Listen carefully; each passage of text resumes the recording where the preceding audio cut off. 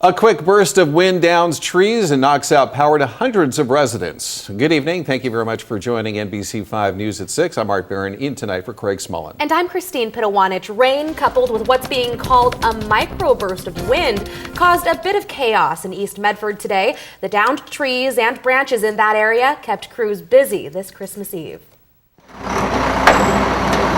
Christmas Eve, not exactly a walk in the park for these City of Medford crews, cleaning up the mess left behind from wind and rain. We did have what seems to be a microburst of wind in the area of Highland and Keenway. I heard a loud crash and it kind of sounded like a big bucket of water falling down. Then for some residents, the power went out.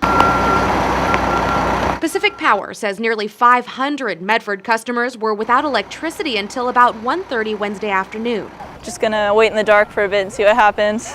As people waited for their lights to come back on, crews kept themselves busy in East Medford. Cars at East Main and Eastwood were forced to turn around because of branches on the roadway. Then the next stop for crews, Ardmore Avenue and Siskiyou Boulevard.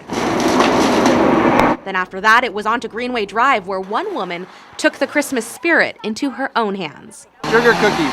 I thought they needed some cookies, and we're making some coffee, and they've been apparently dealing with lots of downed trees and flooding and whatnot, and they're working on Christmas Eve, so we wanted to do something to show our appreciation.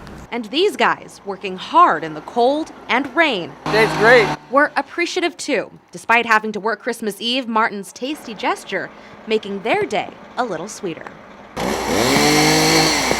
Now, Corey Krebin, the Director of Public Works for the City of Medford, says they're prepared for whatever weather rolls into Medford, but he says if it gets icy or snowy this winter, however much sand they put on the roadways, drivers still need to be careful.